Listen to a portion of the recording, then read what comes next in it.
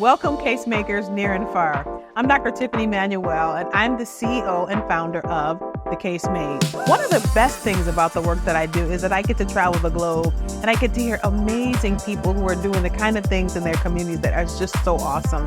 And when I hear great case making, there's only one thing that comes to mind: fierce. That's the energy of this series, and that's why I've invited you in. So come on in, take a listen. This is Fierce Case Making.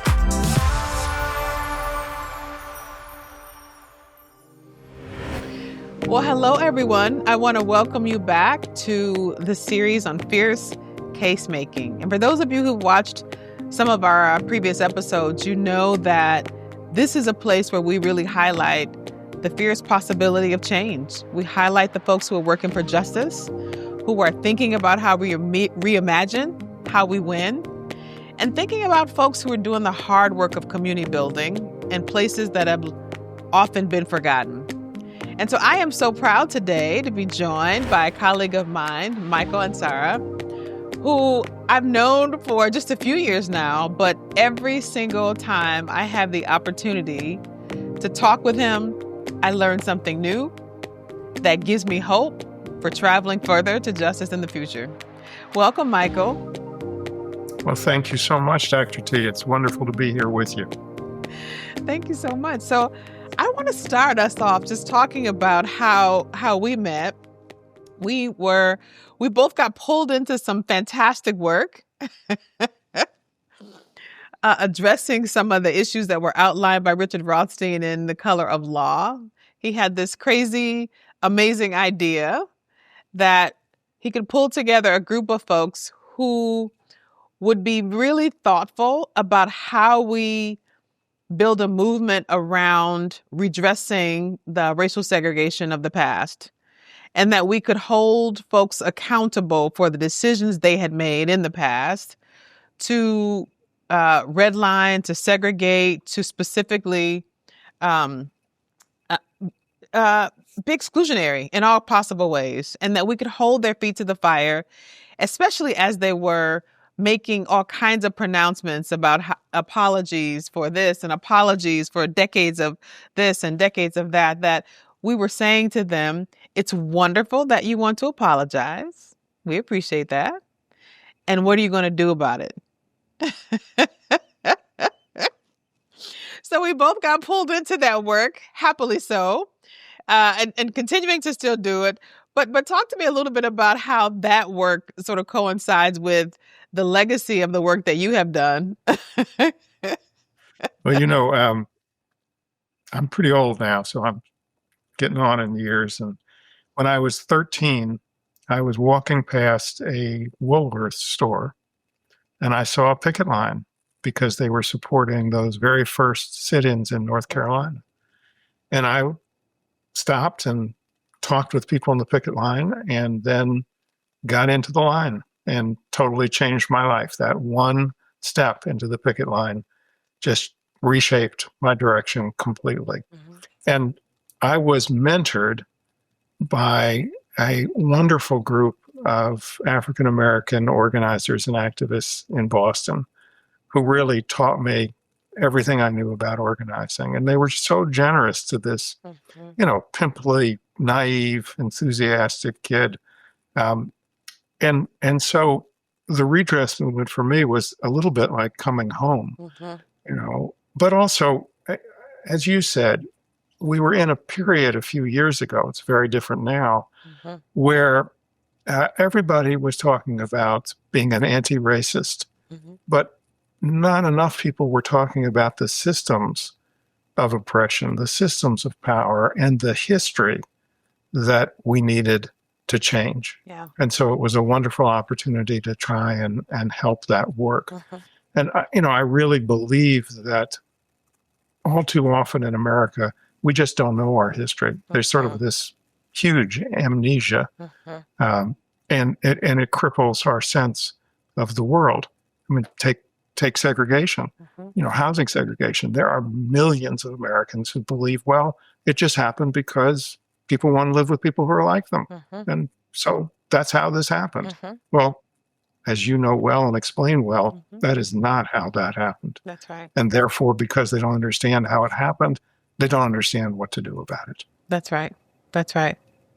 I want to riff a little bit on that because I feel like that is a little we're still in that moment, but I feel like we're in a moment historically where a lot of the sort of government systems that have historically tried to address issues of racial equity, or at least some of the systems that were in place to try and solve for some level of community challenges, are being dismantled by this administration. And it's interesting about that because most Americans don't know why those systems were put in place, what they were meant to do, what they're solving for, and why it matters that they're being dismantled. And they don't get that until the things that they're used to stop showing up. They don't get that until the hospital systems that they, assume would be there forever start to move and start to close. They don't get that until the rights and protections that they have assumed would be theirs are dismantled. And so we're in a moment where things are being dismantled, but by the time the sort of folks get that and start to fight for it, they're already gone. And so I'd love to talk with you a little bit about how you think about that, about how to get up and over that, right? We're sort of living through this moment real time, but that's a part of the dynamic that's happening that's really challenging, right? The folks want to fight after the actual fight is should have already happened. Say a little bit more about how you think about that. Well, this is where the role of organizers are so critical, because right now there are just beginning to be lines at Social Security offices, right, or lines at the VA, that's right, or other institutions. And if they're organizers, the organizers work those lines. And the process is they first get people to recognize that what they're facing is not an individual problem, but is a shared problem, right, and to understand the source of that problem.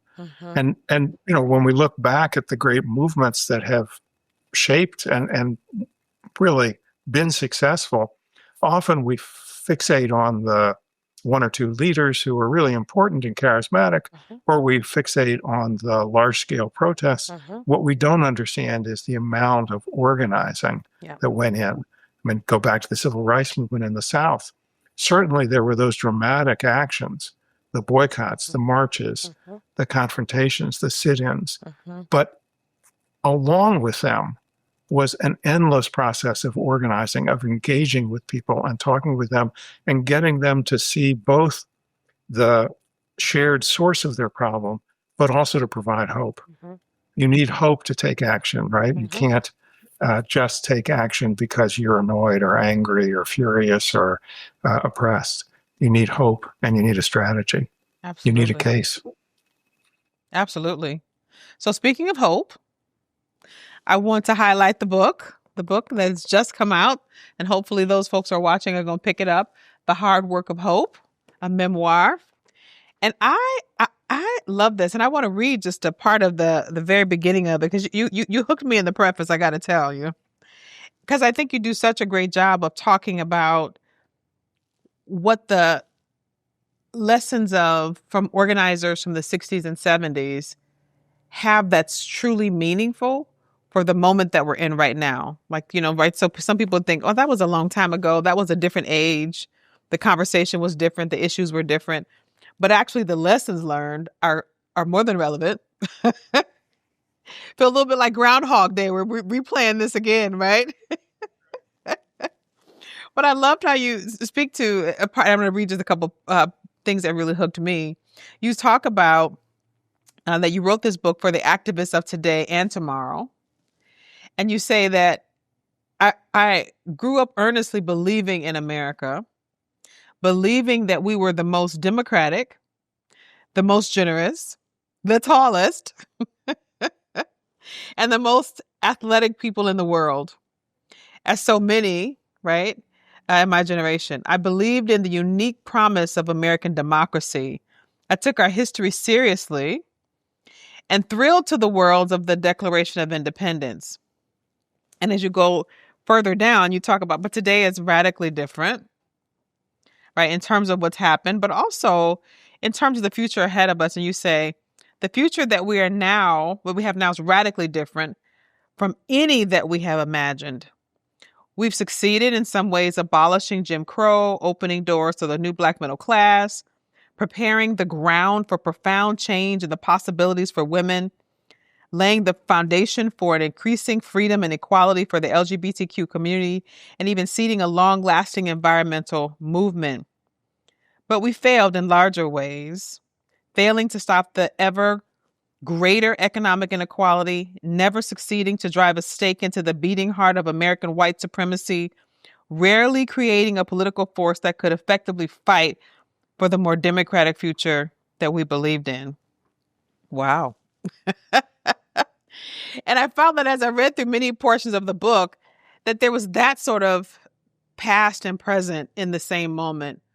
We got a lot done, and here are the lessons, but boy, did we missed some things. Talk a little bit about, as you were writing the book, the things that you felt like you really wanted to you want to pull forward as things for us to draw from and keep, right? And also the things that you want us to learn from that just didn't go so well in that round. So, as you're saying, I wrote the book in the hopes that some of the lessons of our experience in the 60s and 70s would be helpful to folks today.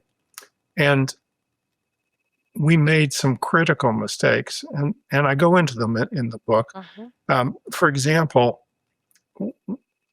we didn't fully understand enough, and now I'm talking mainly about the anti-Vietnam War movement and the student movement. We didn't understand enough the power of symbols. And so, for example, by the late 60s, we were marching under flags of the NLF, the Viet Cong in Vietnam, not under American flags, which was just a huge mistake. And we allowed the opposition to appropriate patriotism and the flag. We also had a real problem figuring out strategy. I'll stick with the anti-war movement just for a moment. So we knew our demands, right? Our demands to end the war, but that's not a strategy. Right. And very rarely did we sit down and ask ourselves this really simple question: how does the war actually end? Right? Because if you don't know where you're going, any road will get you there, which means you have no strategy, it means you have no direction. That's right. And so we never figured out, how does the war actually end, until we'd already been struggling for 8 years and went, Congress cuts off the money for it. So now we have to focus on Congress and get them to cut off the money for it. And so strategy is all important as you figure out how to move forward. Also, we had a very hard time grappling with both protests and elections. And when we looked at elections, as I fear many young people do today, we saw them as totally corrupt and rigged, that the wealthy and the powerful dominated. And so, for example, in 1968, in this incredibly close election between Hubert Humphrey and Richard Nixon, we said, don't vote. Boycott the election. Vote in the streets, vote with your feet. The election was decided by less than 1%. Now, Humphrey was a absolutely less than inspiring candidate. And we weren't wrong about Humphrey. But what we were wrong about is that we had a failure of imagination to see how bad things could get under Nixon. And, Nixon started the path of the Republican Party towards the party of white grievance and the party of Trump today. It started with Nixon's Southern strategy in 68. And we didn't understand that, and we didn't understand the forces that were being assembled to take this country to the right. And so we said, don't vote. Whereas you need a strategy that's comprehensive, that says, yes, there's a time for protest, absolutely, but there's also a time for electoral power as well.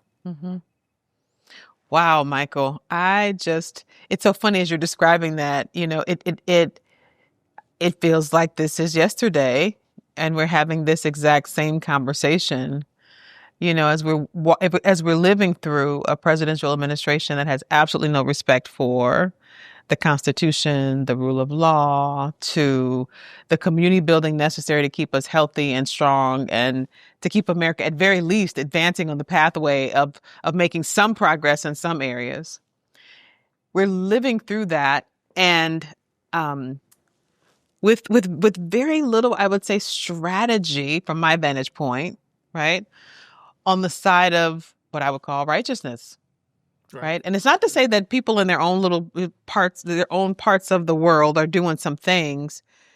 The failure of this larger conversation that feels big enough to build a bigger we around it, and that feels strategic enough that people can see themselves in the future, is a real missed opportunity. So I see lots of things happening sprinkled. I was like seasoning all across the country, doing little things.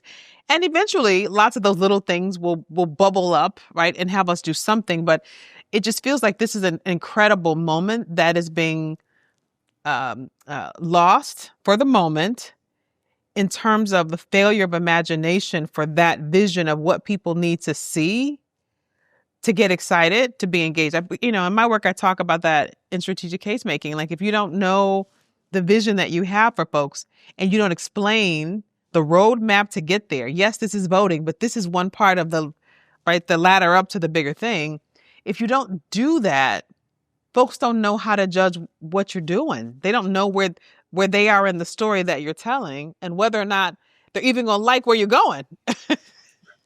Well, there's a huge strategic dilemma right now for those of us who want the country to move towards justice and not away from democracy. And that is that the Trump forces are destroying so much. We have to defend against that destruction. But a vast majority of the country actually wants change.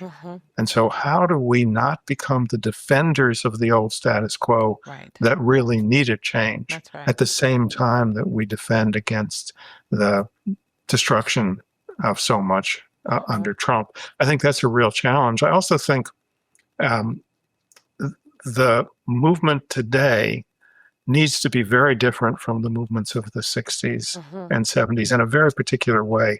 Both the civil rights movement and the anti-war movement, when we started, had to be prophetic minorities. The majorities of the country were absolutely, it's so funny.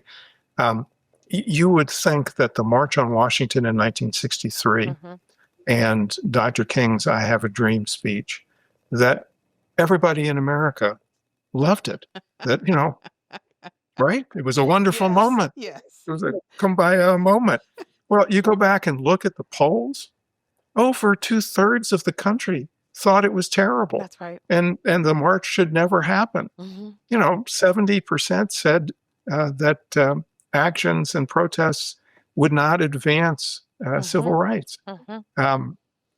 But so in those days, we were a prophetic minority. Today, that's not the case. Right. Despite Trump winning the election very narrowly, and he really won it, by the way, because 19 million Americans who voted for Biden in 2020 did not cast a ballot in 24. That's right. 19 million. That's right. So today, the opposition has to be majoritarian. It has to frame its vision, its case, its strategy about being majoritarian, and it needs to speak to a majority of the country. I love that. And go back to earlier what you were talking about in terms of one of the lessons that you learned. And you talk about this in the book, but just the symbols, right? Because I think one of the dilemmas also is the way in which I think the right is reappropriated some of those symbols. So to be patriots, right, means to be right on the right, to talk about and defend American democracy, right? They've sort of, taken that language. I think it's very clear that what's being done now in Washington is un-American. It is anti-democratic. And it's critical that the opposition claim democracy, claim American history. No kings in 1775 or 1776, no kings now, and appropriate the flag and the other symbols and language of patriotism. Yep. And also of unity, that we need to unify the country, not unify it by submerging the needs of various parts of the population, but unifying it in a defense of democracy and decency and moving forward. Absolutely. And in the work that I do at the Case Made, a part of the conversation that we often have with folks on the ground across the country is, I might say it, the short version of this is never waste a good crisis. The more longer version is, listen, folks, even in this season, there are some real opportunities to advance not just justice, but some real opportunities to advance the work that we're trying to do. So don't let the opportunity in the moment be missed by the fact that there's chaos that's being intentionally created, right, to demoralize folks. In fact, be energized by it and think about what this allows us to do. And from my vantage point, in the rhetorical sense, there are lots of things like redefining terms. You can't say diversity, you can't say equity, you can't say inclusion, you can't say all kinds of things. Well, I got to tell you, my version of that is, I don't know that those terms were serving us very well anyway. We can talk to each other about them, but most Americans have no idea what that actually means. So take the opportunity to start to say what it actually means. And if you walk down just even a short list of the things that Americans now enjoy because we have tried to be more inclusive, they go, oh, yeah, I like that. Oh, yeah, like, closed captioning and subtitles. I often say the younger that I get, the more those little subtitles, they help me out. For many Americans, the same is true. For many Americans, I mean, all kinds of things that we now enjoy, not just the curb cuts in the sidewalk that allow not just folks who are disabled to get on the sidewalk, but allow a lot of us who need, pushing strollers and pushing carts or whatever to have an easier time getting on the sidewalk. There are all kinds of things that we now enjoy because we were thinking about how to include more people into the fabric of our communities. And because of that, all of us get to enjoy something better. And if we talk about DEI as that, like that's the stuff that you appreciate, folks go, oh, well, I like that. Okay, well, that's what we're talking about. So there are lots of ways to be able to say that, even if you have to shed those initial words.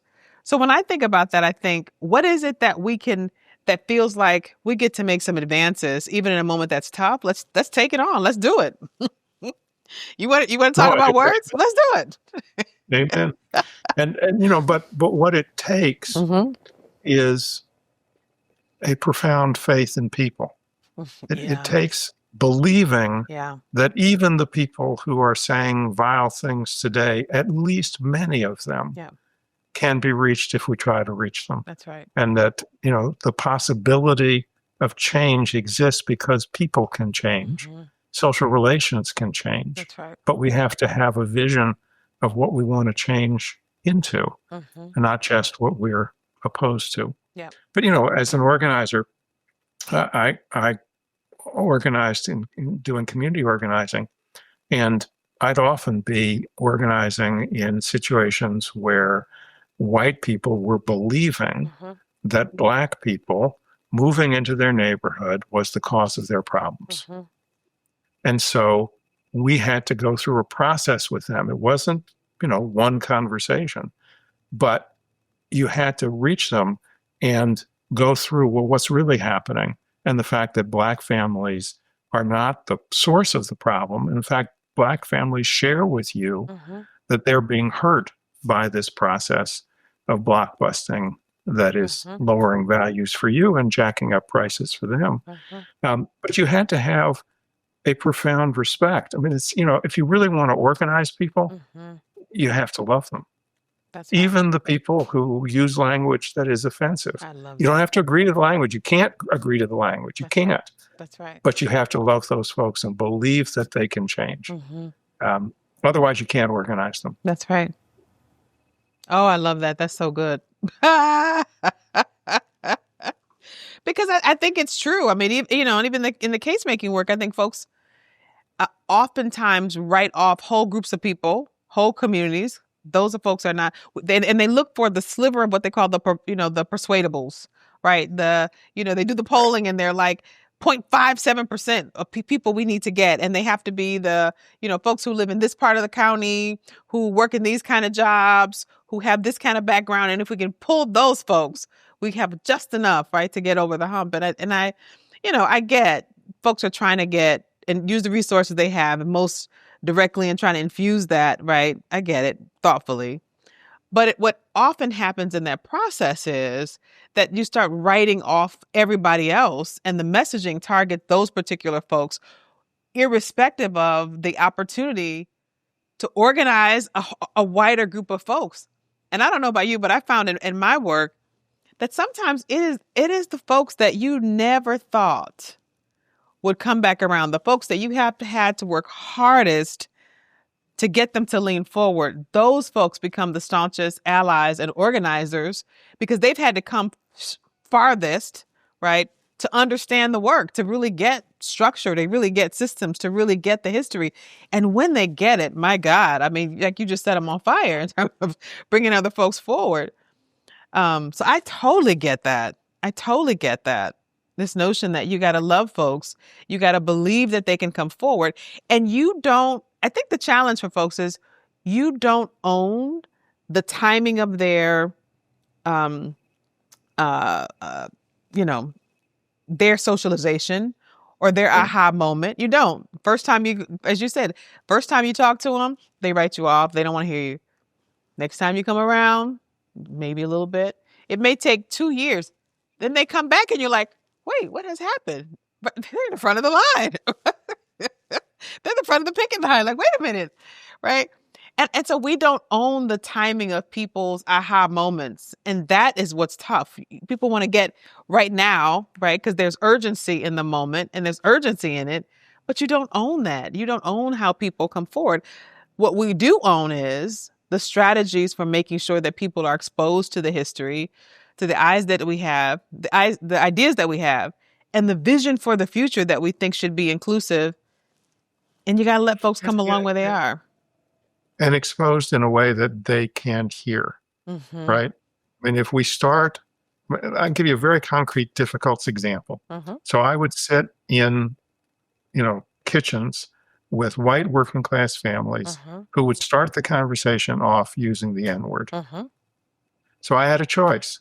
I could say, end of conversation. Or I could say, how could you possibly use that word? Or I could say what I would say, which is, I think that's a demeaning word. And I think we need to have a conversation about whether that's really the source of your problems. Yep. And allow not to demean them and not to patronize them, but to engage with them without giving up my principles and my values. Right. But, and that's where I think social change, one of the things that bothers me is I hear a lot of people talking about safe spaces. Now, I know I'm an old white cis male, and so I don't experience all the things that everybody else, but I've never experienced social change as safe. You have to take risks. You have to be daring. You have to go talk to people that aren't going to be, oh, yes, I agree with you right away. Otherwise, how are we going to build the majorities that we need to get to the place we need to get to? That's right. And so it's very risky, but it's also really rewarding. As you say, when in, their time, those folks come around and are changed, and you've played a role in changing them, there's nothing more gratifying. That's right. It's just exciting. That's right. And I want to push back on you just a little bit in ways that I know that you'll appreciate, but on this notion of safe space, as an African-American woman with 2 teenage sons who are brown like I am, living in Florida. Nothing safe there.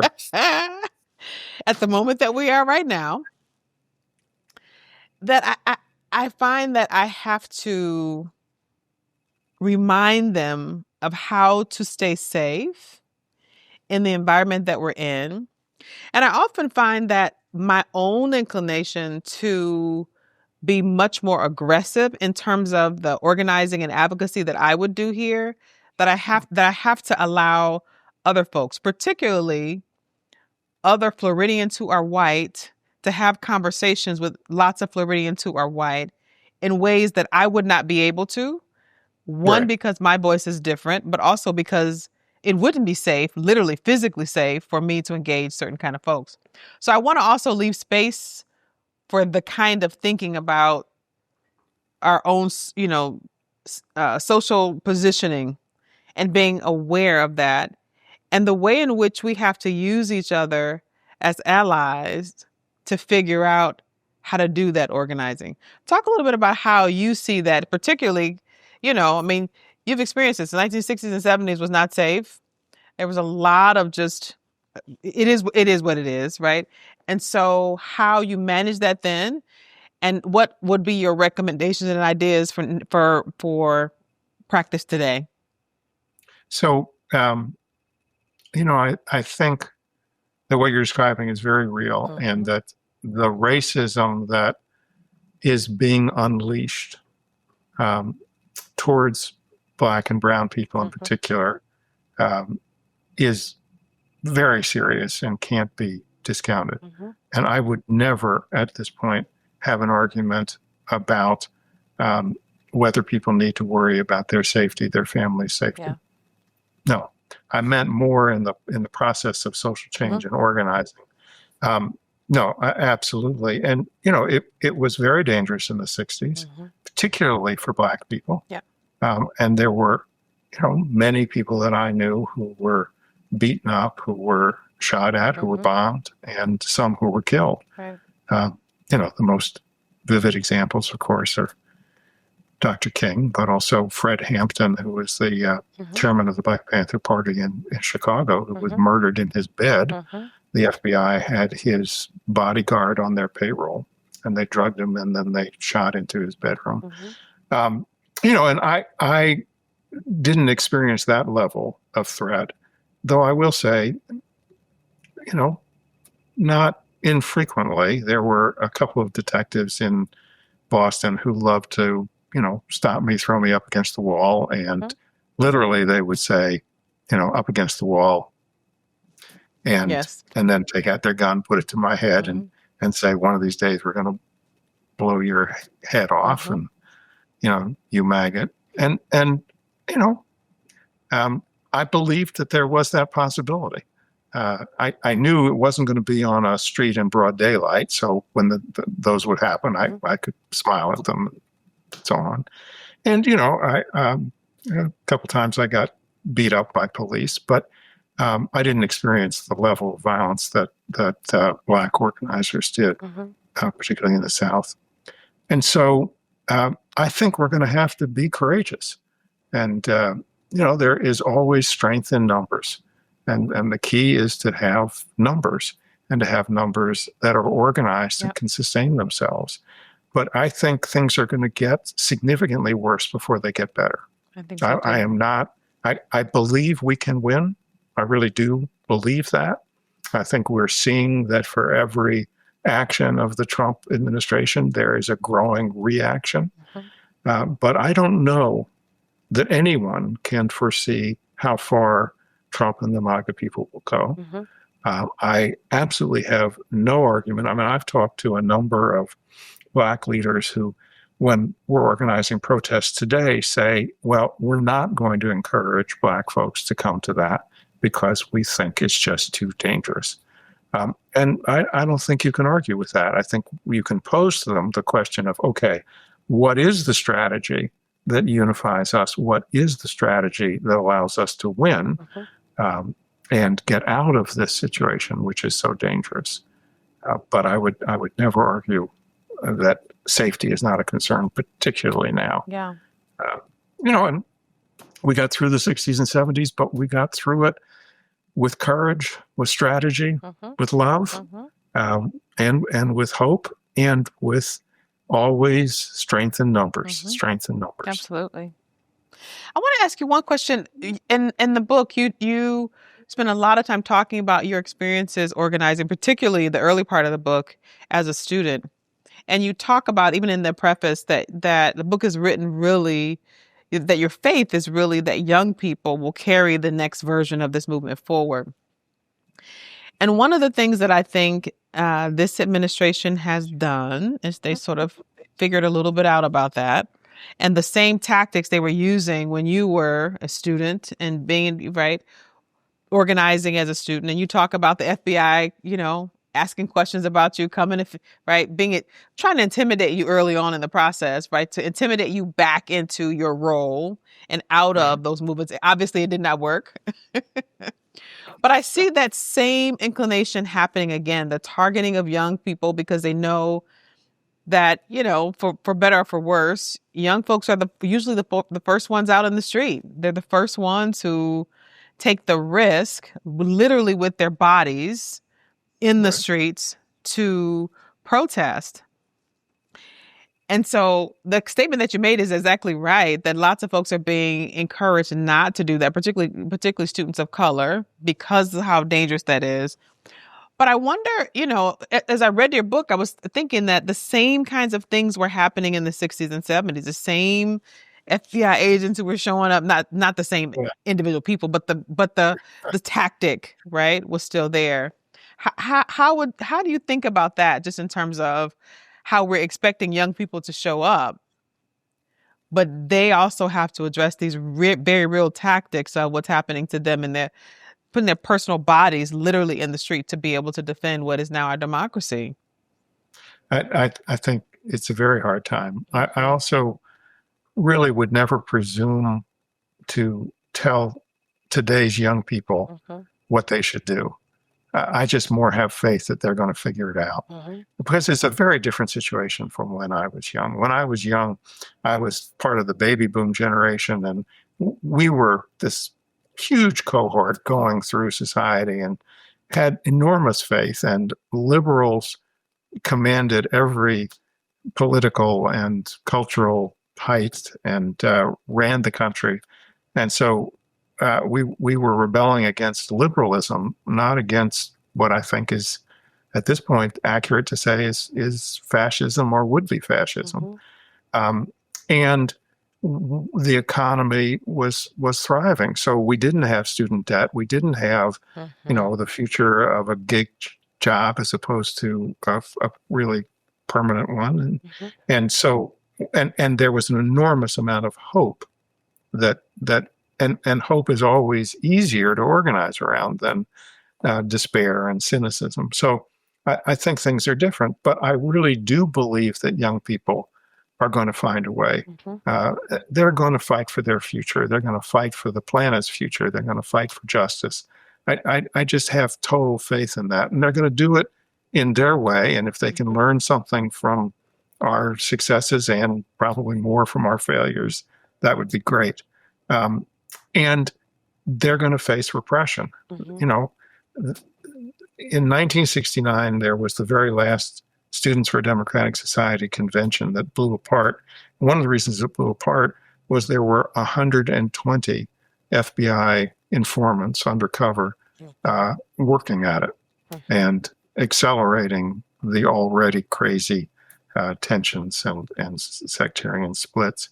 And but I have to say, I think students today, particularly foreign students and students of color, are facing a level of repression that was greater than what we faced. I mean, yes, we had Kent State and Jackson State where kids were killed by National Guard, but in general, we didn't worry that we were just going to be picked up off the street and put into an ICE detention center 1,000 miles away. We didn't have that to worry about the way I think a lot of kids do today. But again, I just believe in young people. I believe in their capacity to challenge the status quo. I believe in their courage. And I believe that over the next 3 or 4 years, we're going to see more and more young people enter the struggle in their own way, on their own time, in their own fashion. I think so too. I certainly hope so. I have to say, both my teenage sons say to me all the time, "We're just waiting for you old fogies to move out of the way. Move out of the way so we can create the world that like we know is possible." Well, I think they're right, except they're making a mistake, which you are not old right now. Exactly. My generation, That's exactly right. we're old, and we got to get out of the way. It just drives me crazy to see so many old people who insist on staying in elected office and insist on staying in powerful jobs. It's like, no, we're old. We've done what we've done, and it's time for a new generation of leadership. Yeah. But you are not old, Dr. T. Thank you very much. I concur. So I want to switch gears a little bit, and I want to say one of the wonderful things that I've learned about you over a great many years is your poetry. This is not your first book. No. You've written other books, particularly books of poetry. I would love to have you talk about how poetry has been infused in the way you think about organizing and the way you think about how you are situationally positioned in the world, right, to do this work powerfully, in part because of that poetic streak in you. Well, I love poetry, and I think poetry and music sustain us in just very powerful ways. For me, poetry allows me to do a number of things, and some of it is to grapple with all the mysteries of the universe, all the things that I can't understand. I sort of turn to poetry, but I also think poetry and music allows us to express emotion, and also that reading poetry is an act of empathy. You can't try to get into a poem without trying to understand how the world looks to someone very different from you. That's right. And empathy is really important in this world. We don't have nearly enough of it. Clearly in Washington, we don't have any of it. And empathy, I think, changes how people look at themselves, look at the world, and look at what's possible. I also think that all too often, people try to reduce organizing and politics to formulas, to numbers, to very dry things. But if what we're trying to do is change the world, and we're trying to change people, then emotions are absolutely critical. That's right. And sharing those and tapping into people's hope in a variety of ways. So to me, poetry and song, if I had my way, every meeting would start with people singing, and have somebody perform a poem, and then move on. I just think, so I go back when I was 13, 14, and 15, I would be in churches with entire church filled with Black folks. I'd be one of, 3 or 4 white people in that church. And I would find myself standing in the pews, not sitting, with our arms over each other and people singing. And it just nourished my soul, my crazy adolescent needy soul, in a way that nothing else could. That's right. And just made me feel part of something larger than myself. And that feeling of being part of something larger than yourself is so powerful and so rewarding. And I believe that singing together, I believe that poetry makes us feel that in a way that, dry Robert's Rules of Order meetings just can't do it. And so we need more poetry. We need more music. We need them all in all of our meetings. Absolutely everywhere. Here. In the case making work, we talk about that all the time. Like, you got to get people a little bit out of their heads and into their heart space. They need heads, but they need heart space too.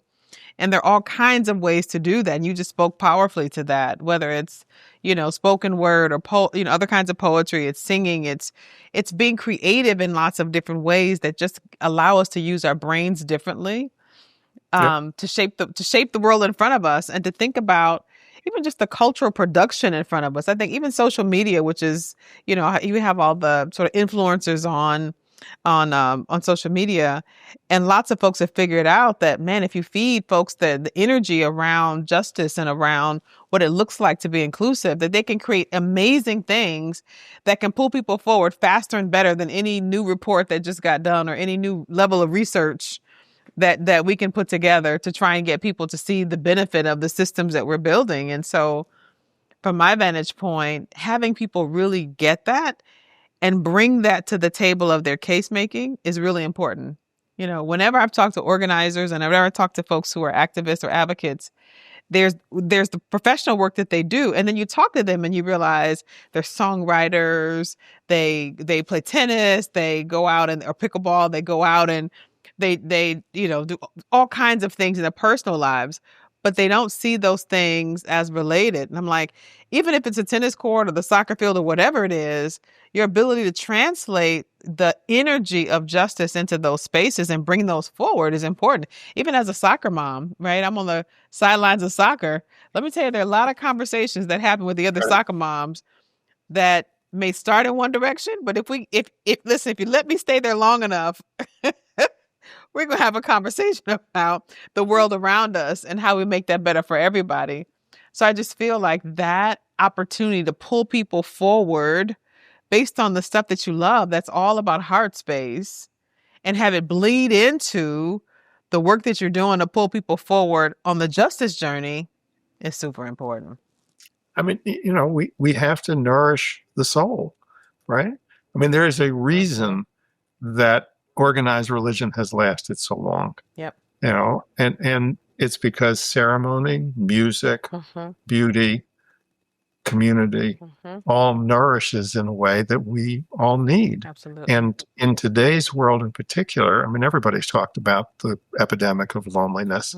It's just getting worse and worse. But so then when you organize, you want to develop ceremonies, you want to bring in music, you want to nourish the soul, you want to make people feel, not tell them, make them feel part of something that's really important and that's larger than themselves. Absolutely. And they have to feel that, not be told it. Absolutely. That's wonderful. Well, listen, I want to end our conversation on that because I'm feeling like a part of something bigger right here. Michael, I want to thank you for spending a little time with me today, talking about the justice journey that you're on. And I want to also lift up just one more time the book that has just been created, The Hard Work of Hope, and the incredible lessons that it shares with us. And again, I just got to tell you, reading, I'm like, wow, this is one-to-one in terms of like what this was like in the 60s, the 70s, and what we're living through today, which is what makes it so incredibly relevant for the moment that we're in. So I want to thank you not only just for sharing time with me, but also for sharing those lessons in the book. Thank you for that. Well, Dr. T, thank you. It's always a delight, and I am a huge believer in the work that you do. And fierce case making is embodied by you in a way that I admire no end. I love it. All right, folks, thanks for joining us, and stay tuned for the next version of our fierce case making work. Thanks a bunch. Bye-bye. Thanks so much for joining me today. Every new conversation we have with a fierce case maker gives me new energy for the road. And I hope that as you listen today, you felt the same way. I believe in case makers everywhere. And if you don't quite see the fierce case maker in you just yet, hold on, just trust. Work those principles so that you can bring new champions to your justice journey. And if this information inspired you, then please be sure to like, share, and subscribe so that you can be one of the first folks who knows when a new episode is dropped. And until next time, stay fierce.